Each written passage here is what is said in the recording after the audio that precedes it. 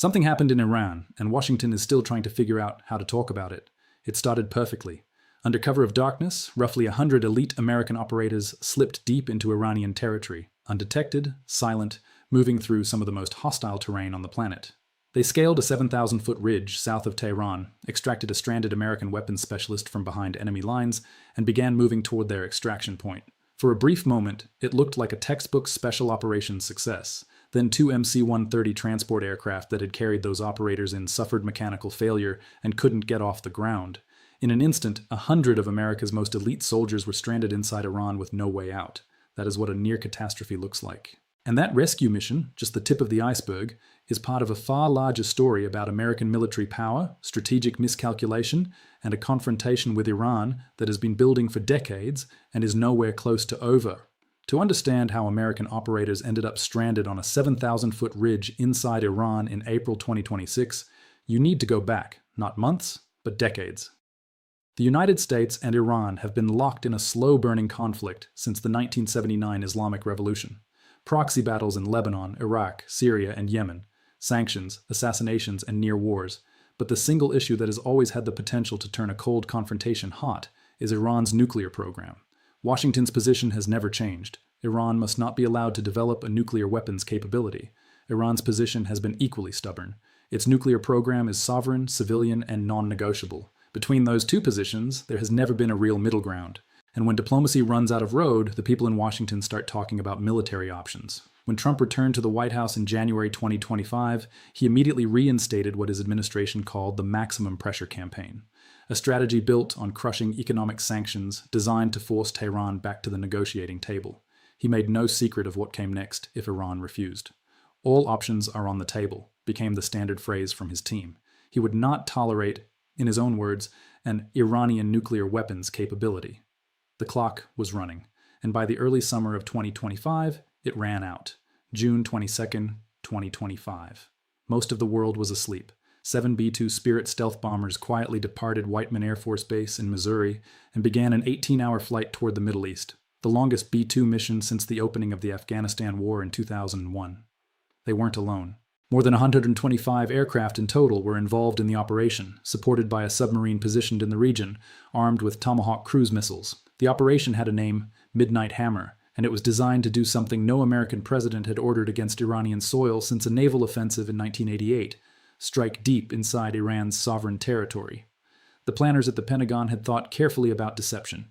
2 additional B-2s were sent on a highly visible flight path westward toward Guam, with observable refueling stops in Oklahoma, California, and Hawaii. A deliberate misdirection designed to convince Iranian intelligence that the bombers were heading to a staging area far from the Persian Gulf. Meanwhile, the actual strike package was already in the air, flying east, low, and silent. The CIA ran a parallel deception campaign to mask the timing and nature of the mission. As General Dan Kane later stated in his briefing, this was a highly classified mission with very few people in Washington knowing the timing or nature of this plan. Between 6:40 and 7 p.m. Eastern Time, the early hours of the morning in Iran, the B-2s made their approach. 12 GBU-57 massive ordnance penetrator bombs, each weighing 30,000 pounds, were dropped on the Fordo uranium enrichment facility buried deep underground in a mountain. 2 more were dropped on the Natanz nuclear facility. It was the first time in history that MOPS, the most powerful conventional bombs ever built, had been used in actual combat. Submarine-launched Tomahawk missiles struck the Isfahan Nuclear Technology Center simultaneously. By the time the B-2s exited Iranian airspace, the 3 most critical nodes of Iran's nuclear infrastructure had been hit. Trump went on air almost immediately. Iran's key nuclear sites, he said, had been completely and totally obliterated. But that wasn't the whole story. Operation Midnight Hammer didn't happen in isolation. It was the American chapter of something much larger, a conflict that had already been burning for 9 days by the time the B-2s flew. On June 13, 2025, Israel launched a surprise strike on Iranian military and nuclear infrastructure.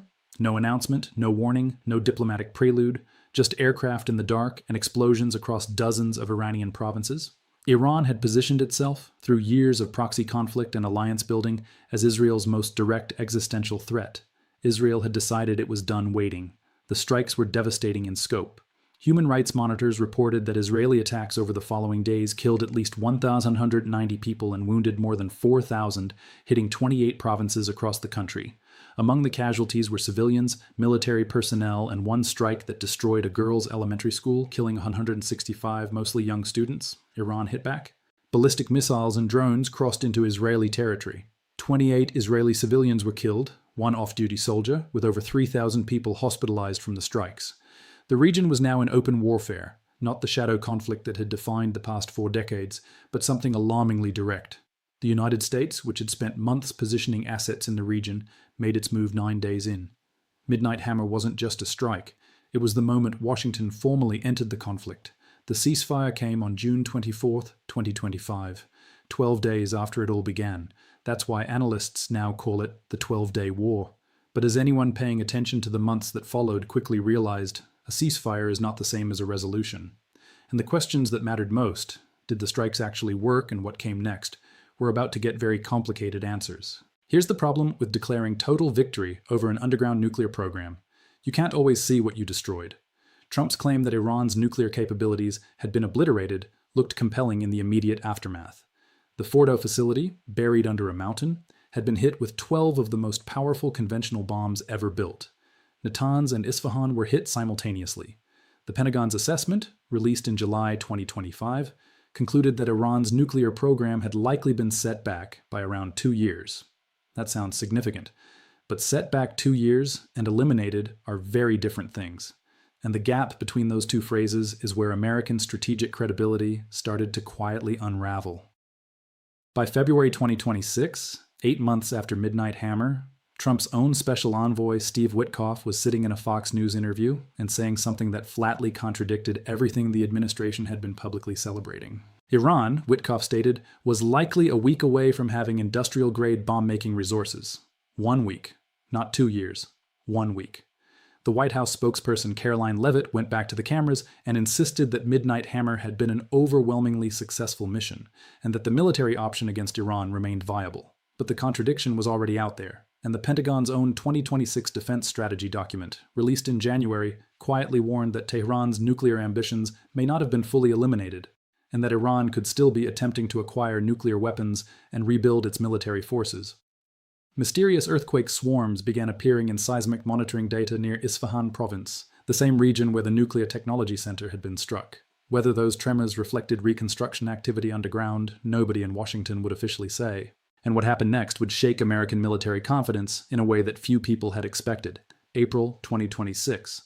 5 weeks into what had become an ongoing military conflict, an American F-15E Strike Eagle was hit by Iranian air defenses. The aircraft went down inside Iranian territory. One of the 2 crew members, a weapons specialist, survived and evaded capture in the rugged terrain south of Tehran. The other crew member was also rescued in a separate operation. The weapons specialist's location was known. Getting to him was another matter entirely. SEAL Team 6, America's most elite special operations unit, got the call. The mission required penetrating nearly 300 kilometers into Iranian territory, deep into a country that was actively hostile, with layered air defenses and an intelligence apparatus that had been consistently one step ahead of American planning. The plan involved air support, ground forces, CIA deception operations, and the temporary suspension of U.S. airstrikes in certain corridors to allow the rescue team to move without drawing fire. Israeli intelligence was used to track Iranian military movements in real time. It was a masterpiece of coordination. Under the veil of night, the commandos moved in, scaled a 7,000-foot ridge, reached the weapons specialist, and began extracting him toward a concealed rendezvous point before dawn. Then the MC-130s wouldn't start. 2 aircraft, which had transported roughly 100 special operations personnel into the mountain terrain south of Tehran, suffered simultaneous mechanical failures. They couldn't take off, which meant the operators who had ridden those aircraft in now had no way to ride out. 100 of America's most elite soldiers were suddenly, without warning, stranded inside hostile Iranian territory with an immobilized aircraft they couldn't fly and a dawn that was getting closer by the minute. The decision that followed was the kind that commanders train for, but pray never to make. U.S. forces destroyed the 2 immobilized MC-130s, deliberately, precisely, to prevent the aircraft's sensitive avionics, communications equipment, and classified technology from falling into Iranian hands. They also destroyed 4 other helicopters on the ground for the same reason. The rescue team was then extracted in phases, not in the clean, simultaneous withdrawal the operation had planned for, but in a fragmented, high-risk sequence with Iranian forces in the vicinity and daylight approaching. Everyone made it out. Just barely. Trump later described it as the most dangerous mission the United States had carried out. That framing was not hyperbole. There's a dimension to all of this that Western intelligence agencies are only now beginning to speak about openly, and it changes the strategic picture in ways that go far beyond Iran. China has been watching this war very carefully, and not just as an observer. According to reporting by ABC News citing a classified Defense Intelligence Agency assessment, a Chinese company has been publishing AI-enhanced satellite imagery of American military bases in the Middle East on an open-source platform. The DIA's assessment is direct, this activity is believed to be malicious, and the imagery is actively informing Iranian missile and drone targeting strategies. It has, in the agency's own words, endangered the lives of American personnel as well as allies.